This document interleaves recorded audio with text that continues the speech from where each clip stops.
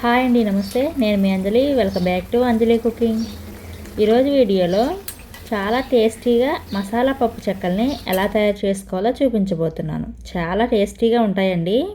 ఈ మసాలా పప్పు చెక్కల్ని ఇంగ్రీడియంట్స్ అన్నీ కరెక్ట్ కొలతల్లో గినక వేసి చేస్తే ఆయిల్ పీల్చకుండా చాలా రుచిగా వస్తాయి.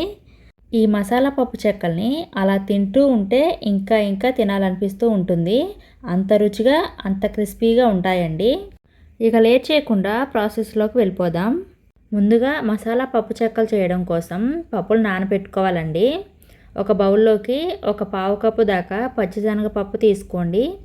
అలాగే ఒక పావు కప్పు పెసరపప్పును కూడా తీసుకోవాలి. ఈ రెండు పప్పులు కలిపి ఒక గిన్నెలోకి తీసుకొని 1-2 సార్లు శుభ్రంగా కడిగి మళ్ళీ నీళ్లు పోసి 1 గంట నానబెడితే సరిపోతుంది. నేనైతే ముందే నానబెట్టేసుకొని ఉంచుకున్నాను. గంట నానిన తర్వాత చూపిస్తున్నాను. ఇప్పుడు ఈ పప్పుల్ని పక్కన పెట్టేసుకొని ఇప్పుడు పప్పు చెక్కల కోసం మసాలా ఎలా తయారు చేసుకోవాలో చూద్దాము. ఫస్ట్ ఒక మిక్సీ జార్ తీసుకొని అందులోకి 2 ఇంచుల అల్లాన్ని తీసుకొని పైన పొట్టు తీసేసి చిన్న ముక్కలుగా కట్ చేసుకొని వేసుకోండి. ఈ 2 ఇంచుల అల్లం కరెక్ట్గా సరిపోతుందండి. అలాగే ఒక 4 పచ్చిమిర్చిని తీసుకొని వీటిని కూడా చిన్నగా తుంపేసి వేసుకోండి.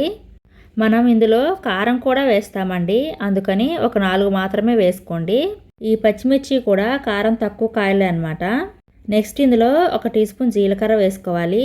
అలాగే మనం మసాలా పప్పు చెక్కలు చేస్తున్నాం కాబట్టి ఇందులో 2 టేబుల్ స్పూన్ల ధనియాలను వేసుకోవాలి.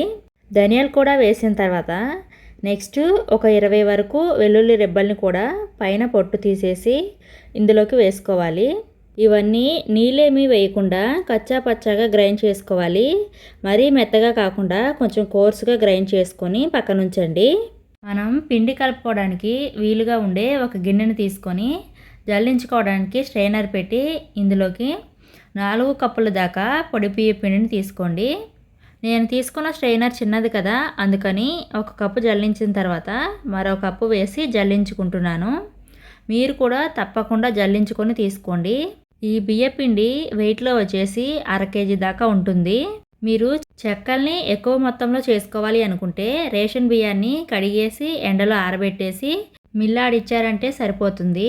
ఆ పిండితో చెక్కలు చేశారంటే చాలా బాగుంటాయండి. పిండిని జల్లించిన తర్వాత 1 టీ స్పూన్ కారాన్ని వేసుకోండి. మనం ముందే గ్రైండ్ చేసేటప్పుడు పచ్చిమిర్చి వేసి గ్రైండ్ చేసాం కదా, అందుకని 1 టీ స్పూన్ కారం సరిపోతుంది.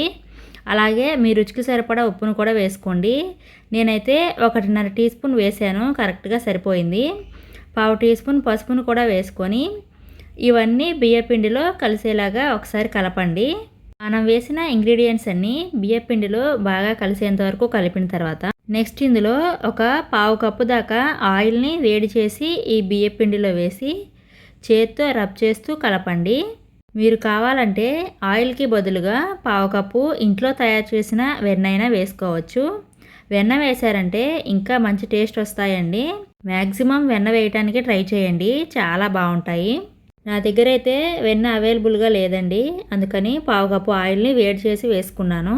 చూసారు కదా, ఆయిల్ అంతా ఇలా పిండిలో బాగా మిక్స్ అవ్వాలి.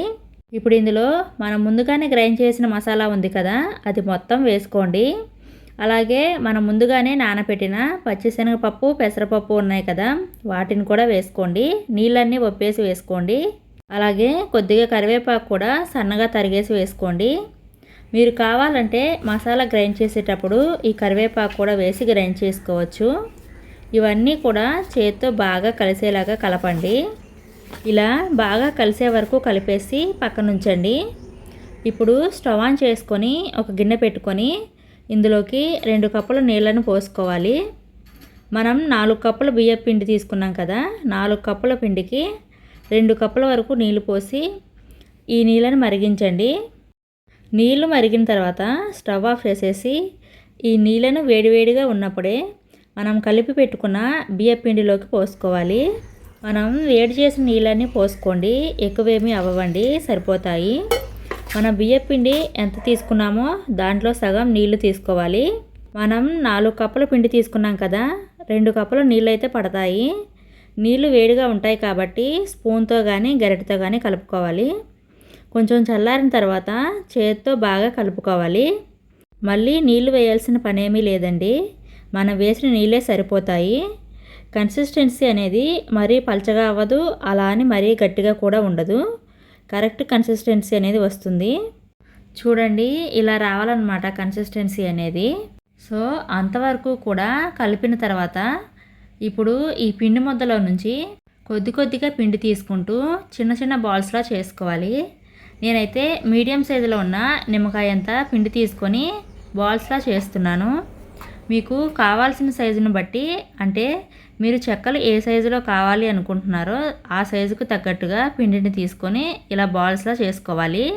మొత్తం పిండి బాల్స్లా చేసుకోవడం లేదండి, కలిపిన పిండిలో ఒక పావు వంతు వరకు మాత్రమే బాల్స్లా చేసి మిగిలిన పిండి పైన ఆరిపోకుండా తడి క్లాత్ వేసి ఉంచండి. ఇప్పుడు వీటిని పక్కన పెట్టేసి చెక్కలు ఒత్తుకోవడానికి ఇలాంటి ఏదైనా ఒక ప్లాస్టిక్ కవర్ని కట్ చేసి తీసుకోండి. కవర్ పైన అయితే తీయడానికి ఈజీగా ఉంటుంది. కవర్ పైన చేయడం ఇష్టం లేకపోతే శుభ్రమైన కాటన్ క్లాత్ని తడిపేసి పిండేసి దానిపైన ఒత్తుకోవచ్చు. మీకు ఏ ప్రాసెస్ ఈజీగా ఉంటుందో ఆ ప్రాసెస్ని చేయండి. చెక్కలు ఒత్తుకోవడానికి ఈ విధంగా లోటాని కానీ లేదా అడుగున ఫ్లాట్గా ఉండే స్టీల్ డబ్బాని కానీ తీసుకొని కవర్తో ఈ విధంగా క్లోజ్ చేసుకోవాలి. అడుగున కొద్దిగా ఆయిల్ని కూడా అప్లై చేసుకోవాలి. ఇలా ఆయిల్ని అప్లై చేయడం వల్ల పిండి అతుక్కుపోకుండా ఉంటుంది.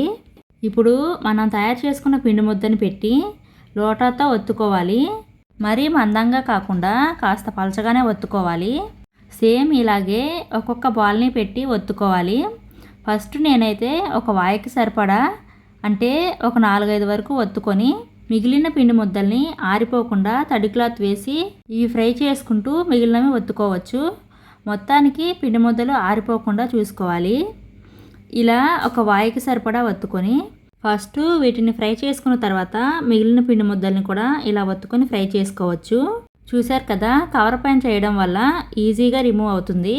ఇప్పుడు వీటిని ఫ్రై చేసుకోవడానికి స్టవ్ ఆన్ చేసుకొని ఒక కడాయి పెట్టి ఈ కడాయిలోకి డీప్ ఫ్రైకి సరిపడా ఆయిల్ని పోసుకోవాలి. ఆయిల్ బాగా వేడవనివ్వండి. ఆయిల్ వేడయిందా లేదా చెక్ చేయడానికి కొద్దిగా పిండి వేసి చూడండి. పిండి పొంగుతూ పైకి వచ్చిందంటే ఆయిల్ వేడైనట్టే అనమాట. ఫ్లేమ్ను మీడియం ఫ్లేమ్లో పెట్టి ఇప్పుడు మనం ఒత్తుకున్న చెక్కలు ఒక్కొక్కటిగా వేసుకుంటూ ఫ్రై చేసుకోండి. ముందు వేసినది కొంచెం కాలి పైకి తేలిన తర్వాత ఇంకొకటి వేసుకుంటూ ఉంటే ఒకదానికొకటి అంటుకోకుండా ఉంటుందన్నమాట. ఇలా ఒక 4-5 వేసి వీటిని మీడియం ఫ్లేమ్లో పచ్చిదనం తగ్గేంత వరకు కాలనివ్వాలి. పచ్చిదనం తగ్గిన తర్వాత అటు ఇటు తిప్పుకుంటూ వేయించుకోవాలి. పచ్చిదనం ఉన్నప్పుడే తిప్పేశారంటే పప్పు చెక్కలు విరిగిపోతాయి. కాబట్టి పచ్చిదనం తగ్గిన తర్వాత అటు ఇటు తిప్పుకుంటూ ఈ నూనెలో వచ్చే నొరగ తగ్గి ఇలా లైట్ గోల్డెన్ బ్రౌన్ కలర్లోకి వచ్చేంత వరకు ఫ్రై చేసుకొని ఆయిల్లో నుంచి తీసేయాలి. చూశారు కదా ఎంత చక్కగా ఫ్రై అయ్యాయో. ఇదే విధంగా బ్యాచెస్ వైజ్గా ఫ్రై చేసుకోండి. నెక్స్ట్ ఫ్రై చేసినప్పుడల్లా ఆయిల్ని కొంచెం వేడవనివ్వండి. ఆయిల్ వేడి చేసిన తర్వాతే మనం ఒత్తి పెట్టుకున్న చెక్కల్ని వేసుకొని మీడియం ఫ్లేమ్లో ఫ్రై చేసుకోండి. ఇలా మనం చెక్కల్ని ఫ్రై చేస్తూనే మిగిలిన బాల్స్ని ఒత్తుకుంటూ ఆయిల్లో ఫ్రై చేస్తూ మనం కలిపిన పిండి అయిపోయేంత వరకు కూడా ఈ ప్రాసెస్ను కంటిన్యూ చేయండి. ఇలా లైట్ గోల్డెన్ బ్రౌన్ కలర్లోకి వచ్చేంత వరకు ఫ్రై చేసుకొని వీటిని కూడా ఒక బౌల్లోకి తీసుకోండి. ఎక్సెస్ ఆయిల్ని డ్రైన్ చేసేసి వేసుకోండి. సో అంతేనండి, క్రిస్పీగా క్రంచీగా మసాలా పప్పు చెక్కలు తయారైపోయాయి.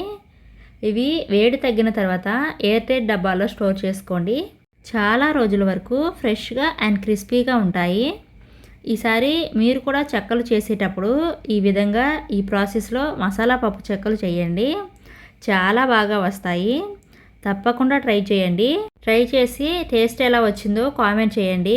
అలాగే ఈ వీడియో నచ్చితే ఈ వీడియోకి ఒక లైక్ చేసి ఇలాంటి మరెన్నో టేస్టీ రెసిపీస్ కోసం మా ఛానల్ను సబ్స్క్రైబ్ చేసుకోండి. Thank you for watching.